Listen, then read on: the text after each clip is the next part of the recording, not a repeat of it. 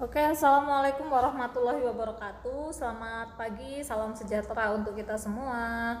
Anak-anak, kali ini pada pertemuan kali ini kita akan membahas mengenai soal-soal yang saya ujikan di penilaian tengah semester kemarin.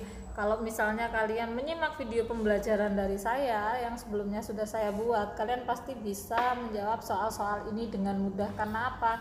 Saya mengeluarkan soal-soal yang sudah pernah saya ajarkan atau pernah saya tugaskan ke kalian ya. Jadi langsung saja, saya harap setelah video pembahasan ini kalian menjadi lebih jelas, dan lagi nanti kalau ada remedi nilainya bisa jadi lebih baik lagi ya. Dari soal yang pertama, agar menjadi teks deskripsi yang tepat, kalimat di atas disusun menjadi, nah ini pilihannya sebenarnya mudah ya, karena apa? Di antara A, B, C, D, E semuanya dimulai dari huruf yang E. Lah ini kan sudah dikasih clue bahwasanya kalimatnya itu dimulai dari yang E. Meja yang dibelikan oleh Bapak untuk Budi sebagai hadiah ulang tahun sudah sampailah. Kalau kita menjelaskan sebuah objek, biasanya kalau kita menjelaskan sebuah barang, yang pertama kita jelaskan adalah yang bahannya itu dari apa. Otomatis di sini jawabannya yang paling tepat adalah D, dari E ke D dulu. Kita gak akan menjelaskan panjangnya berapa, lebarnya berapa, yang kita jelaskan itu otomatis adalah bahannya terlebih dahulu. Kemudian soal selanjutnya, saya sediakan sebuah teks yang berjudul Parang Tritis Nan Indah. Saya sediakan sebuah teks ini untuk menjawab pertanyaan soal nomor 2 dan sampai dengan soal nomor 4. Pertanyaan nomor 2, tujuan dari penulisan di atas adalah, kita kembalikan lagi, tujuan dari penulisan teks deskripsi adalah untuk menggambarkan objek. Untuk menggambarkan objek, ini semua untuk menggambarkan objek ya. Kemudian dengan cara apa? Pak Keis, monggo. Penjelasannya itu dengan cara memerinci objek. Sebelumnya sudah saya ulangi berkali-kali bahwasanya objek dari teks deskripsi itu dijelaskan secara subjektif. Berarti jawaban yang paling tepat adalah yang A. Pertanyaan ketiga, paragraf pertama dari teks di atas merupakan bagian dari struktur yang bernama, ini sudah sering jelaskan pada video-video sebelumnya, bahwasanya struktur dari sebuah teks itu adalah urutan. Urutan kalau kamu membuat teks. Nah, di sini sudah ada clue paragraf pertama. Otomatis kalau paragraf pertama jawabannya jelas identifikasi yang merupakan struktur yang pertama. Paling gampang gitulah, kalau paragraf pertama itu pasti struktur yang pertama. Lah, beda lagi dengan yang nomor 4. Struktur teks deskripsi bagian terdapat pada paragraf berapa? Lah, kalau deskripsi bagian atau simpulan kita baru bisa menganalisis ke kalimatnya ya. Nah, di sini sebenarnya sudah dimudahkan bahwasannya struktur yang pertama itu ada pada paragraf 1. Otomatis A sama B itu tidak termasuk jawabannya, tinggal pilihannya 2 dan 3. Nah, kita kembalikan lagi ke teksnya. Deskripsi bagian adalah bagian teks yang memerinci objek. Kita lihat paragraf 4-nya ini masih memerinci objek ataukah hanya simpulan yang merupakan kesan dari penulis. Kalau misalnya paragraf 4 ini berisi kesan, maka paragraf 4 ini tidak termasuk deskripsi bagian. Tapi kalau bagi paragraf 4 ini masih berisi tentang deskripsi tempat itu, maka kalau paragraf keempat ini termasuk deskripsi bagian. Nah, kita baca aja. Banyak wisatawan yang selalu mengunjungi Parang Tritis. Lah, di sini kan sudah jelas ini bukan deskripsi tempatnya. Ya, otomatis Parang Tritis ini tak pernah sepi. Ini kan kesan. Jadi otomatis jawabannya itu yang ini. Tara, jawabannya yang C. Selanjutnya nomor 5. Berikut ini yang termasuk dalam teks deskriptif adalah, ini cukup mudah ya sebenarnya ya, karena yang deskriptif itu gampangannya gini, ada satu benda atau ada satu objek yang dijelaskan. Nah, kita lihat yang A. Tepat pukul 11 lalu aku baru pulang dari kuliah. Seperti biasanya aku pulang naik ojek bla bla bla. Ini bukan deskripsi objek. Ingat, deskripsi objek ada satu benda yang dijelaskan. Kalau ini namanya cerita. Kita lihat yang kedua. Apotek ini cukup luas. Beberapa rak besar, ada tempat obat-obatan berjajar rapi. Kemasan obat warna-warni, ada rincian. Nah, otomatis ini adalah teks deskripsi. Kita lihat yang lain. Mempertahankan kesuburan tanah merupakan syarat mutlak bagi tiap-tiap pertanian. Lah ini kan tidak ada satu benda yang dijelaskan ciri-cirinya, tidak dirinci. Kemudian yang D, berdasarkan penelitian rata-rata nilai SD kelas 6 mata pelajaran bahasa Indonesia, matematika, bla bla bla. Nah ini juga bukan merinci objek, maka jawabannya itu yang B. Kenapa yang B? Menjelaskan objek. Objeknya apa? Apotik. Dirinci nggak di situ? Dirinci semuanya, ya. Selanjutnya nomor 5. Nah, yang nomor 5, kalimat di bawah ini yang menggunakan kata khusus untuk mengkonkretkan adalah, kemarin sudah Budini ajarkan ya, misal kata melihat itu kata khususnya ada menyaksikan, ada mengintip, ada melirik. Misal kata mendengar itu ada kata menguping dan lain sebagainya. Nah kita cek satu-satu. Di sekitar Danau Batur kita bisa melihat, lah melihat ini bukan kata khusus. Pantai Senggigi menyuguhkan pemandangan yang indah, tidak ada juga. Di malam hari kita bisa menyaksikan. Nah menyaksikan ini kan kata-kata lain dari melihat, maka ini jawabannya. Gebiar tari kolosal Alia merupakan salah satu bentuk budaya leluhur kita, tidak ada kata khusus juga. Ya. Selanjutnya yang nomor 7. Salah satu kaidah bahasa dari teks deskripsi adalah menggunakan bahasa yang dicerap oleh alat indera. Berikut kalimat ini yang menunjukkan hal tersebut adalah, kita punya alat indera, ada mata, ada hidung, ada telinga, ada lidah. Nah, ini yang bisa ditangkap oleh alat indera kita apa? Yang pertama, Pantai Senggigi terletak di Nusa Tenggara Timur. Wah, kita tidak bisa merasakan alat indera kita diaktifkan dari sini. Yang B, di Pantai Senggigi kita bisa snorkeling dengan papan luncur. Di sini juga tidak ada alat indera. Gado-gado dibuat dari berbagai macam sayuran yang dibaur dengan bumbu kacang. Ini juga tidak ada. Kecuali kalau gado-gado itu rasanya enak loh, berarti oh itu indera pengecap yang bisa merasakannya. Yang terakhir, panorama hijau di sepanjang tepi danau menambah keindahan Danau Batur. Lah ini baru benar, panorama hijau. Apa yang diaktifkan? Mata atau indera penglihatan. Nah, ini ya caranya ya. Nomor 8. Nomor 8 ini salah satu kaidah bahasa dari teks deskripsi adalah menggunakan majas. Di antara kalimat ini yang mengandung majas personifikasi adalah ingat ya, majas personifikasi adalah majas yang mengorangkan benda mati, atau kalau kita balik ada benda mati. Benda mati itu bisa meja, kursi, atau yang lain-lain. Itu dijadikan hidup seperti manusia. Manusia itu ngapain? Manusia berdiri, duduk, makan, sedih, dan lain sebagainya. Kita lihat majas yang pertama. Tangisannya membanjiri rumah ini. Tangisannya itu apa? Membanjiri. Nah, ini bukan ya. Bagaikan pungu yang merindukan bulan. Lah kalau ada kata bagaikan, kemarin sudah Budini jelaskan ya, kalau ada kata bagaikan berarti ini majas asosiasi. Ada bagaikan, ada seperti, ada layaknya. Kemudian tubuhnya dia membeku saat tahu nilainya 0. Tubuhnya ini kan bukan benda mati, tubuhnya ini kan masuk manusia ya, masuk benda itu, berarti tidak masuk kategori ini. Mentari pagi menyapa dengan hangat. Lah mentari ini benda mati apa bukan? Oh iya, ini benda mati. Hidup seperti, dinyatakan hidup seperti manusia lah. Menyapa itu yang biasa menyapa kan manusia. Kalau mentari itu bersinar, bukan menyapa. Berarti jawabannya yang delta, yaitu ya personifikasi ya. Pokoknya ada benda mati yang dirupakan dia itu bisa hidup atau bisa melakukan sesuatu seperti manusia. Misalnya mentari ini, mentari menyapa. Nggak bisa mentari nyapa, tapi diumpamakan seperti itu. Selanjutnya, salah satu kaidah bahasa dari teks deskripsi adalah menggunakan kata ganti orang. Kalimat di bawah ini yang mengandung kata ganti orang kedua adalah, kata ganti orang pertama itu siapa? Yang saya tunjuk, saya. Ya. Nah, di sini ada kata aku, berarti ini kata ganti orang pertama, bukan itu jawabannya. Kemudian ada kata mereka. Mereka itu adalah kata ganti orang ketiga.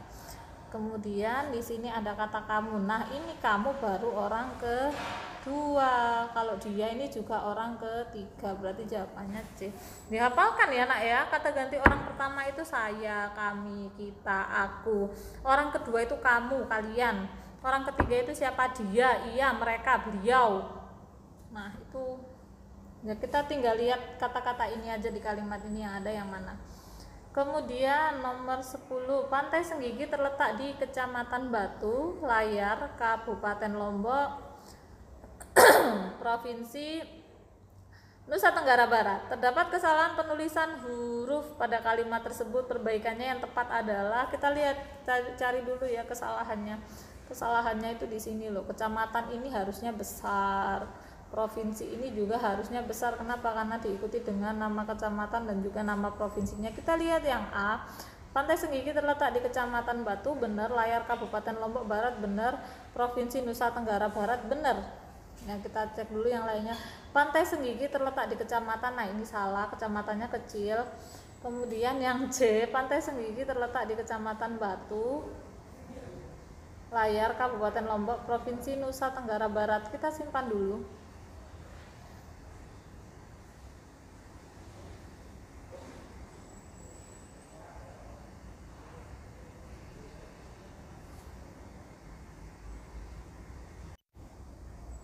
Oke, nomor 10, Pantai Senggigi terletak di Kecamatan Batu Layar Kabupaten Lombok Barat, Provinsi Nusa Tenggara Barat. Terdapat kesalahan penulisan huruf pada kalimat tersebut adalah, di sini yang salah satu, kecamatannya itu harusnya besar karena diikuti dengan nama kecamatan. Kedua, provinsinya juga harus besar ya. Kita cek yang A, Pantai Senggigi terletak di Kecamatan Batu, oke benar. Kabupaten Lombok Barat, benar. Provinsi Nusa Tenggara Barat, benar. Yang A benar. Yang B kita cek lah, kecamatannya salah karena kecil. Kemudian yang C ini benar.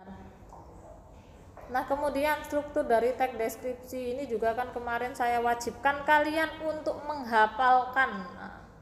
Apa bagi strukturnya yang benar, yaitu D, identifikasi, deskripsi bagian dan juga penutup.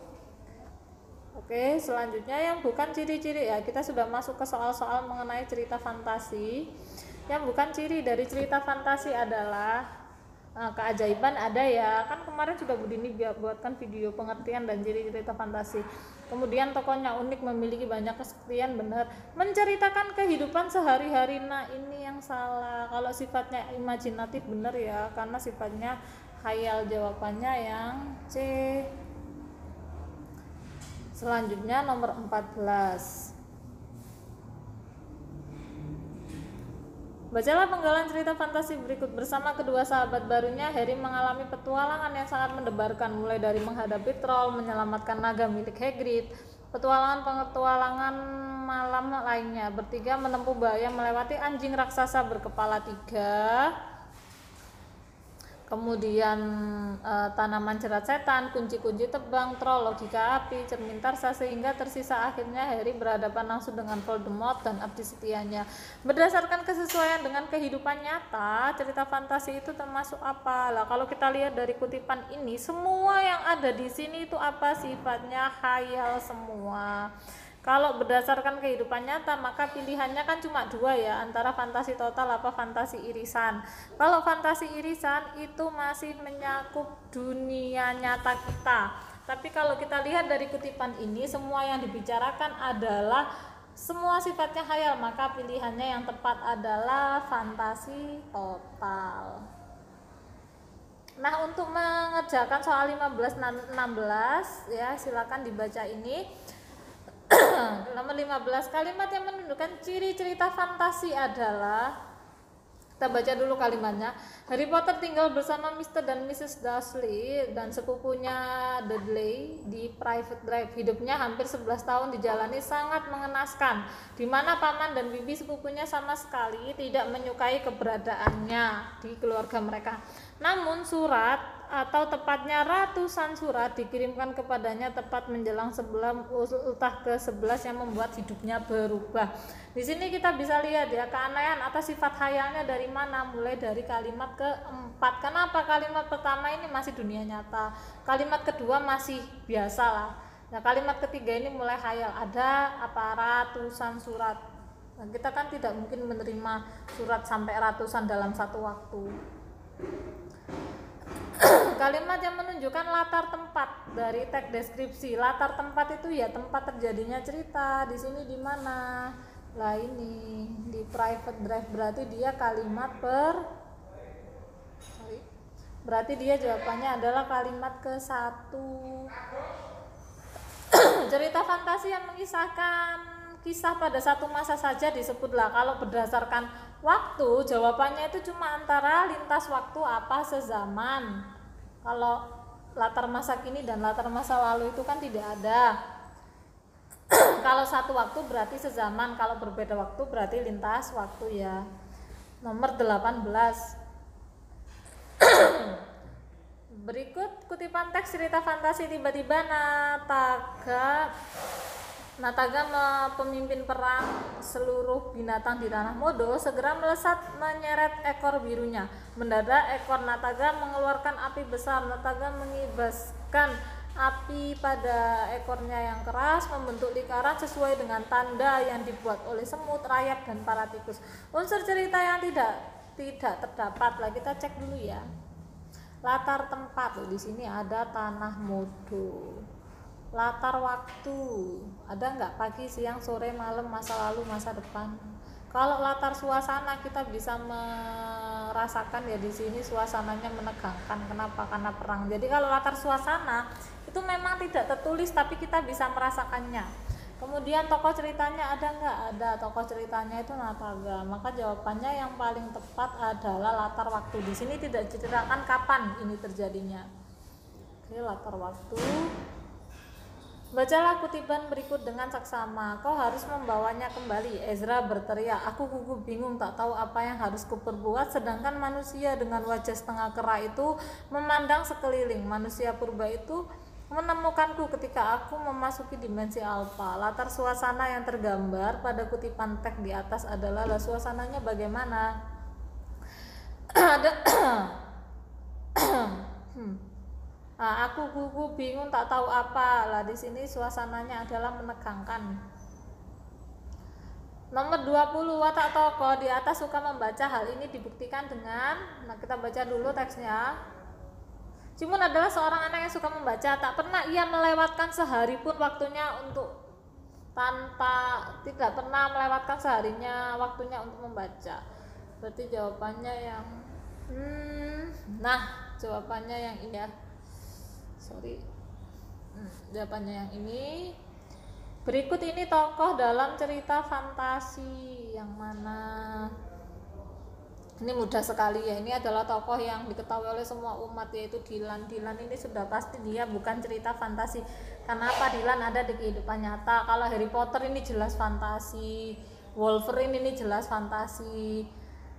Kemudian Ibu Pengabdi Setan ini fantasi. Kenapa ya? Kenapa cerita hantu itu dimasukkan ke cerita fantasi? Karena hantu itu kan kalau dalam kehidupan nyata itu tidak ada, atau dia cuma fiksi. Ya mungkin kalian percaya Bu hantu itu ada, tapi ya kita kan tidak bisa membuktikannya. Maka ini termasuk khayal atau fantasi. Cara pengarang memosisikan diri dalam sebuah cerita pada unsur cerita fantasi disebut. Jawabannya ini. Kenapa kamu cek video unsur intrinsik dari yang Budini buat? Budini jelaskan satu-satu, alur itu apa, setting itu apa, sudut pandang dan juga penokohan itu apa. Kemudian nomor 23, berikut ini yang merupakan contoh bacaan teks cerita fantasi adalah, ini juga mudah sih, biografi. Yang namanya biografi itu cerita hidup Pak Karno. Ini sudah pasti kehidupan nyata, bukan fantasi. Habibie Ainun itu juga mantan presiden kita. Terus Pangeran Diponegoro itu ada juga dalam cerita sejarah. Maka yang fantasi itu yang mana? Kian Santang. Kian Santang itu yang ada di MNC TV itu ya, itu kan hayal, dia masa bisa nembakkan senjata-senjata itu. Kemudian yang bukan merupakan ciri dari cerita fantasi adalah, ini juga mudah, bersifat nyata, jelas tidak. Jawabannya ini. Tokoh yang memiliki watak jahat dalam cerita fantasi adalah tokoh tokoh antagonis. Ini juga mudah. Jadi itu anak-anak pembahasannya, semoga kalian paham. Untuk remedi jangan sampai ada yang remedi lagi ya. Kalau misal kalian bingung silakan simak video-video sebelumnya, jangan sampai nilainya itu setelah remedi malah jauh lebih buruk lagi. Oke, sekian saya akhiri. Wassalamualaikum warahmatullahi wabarakatuh.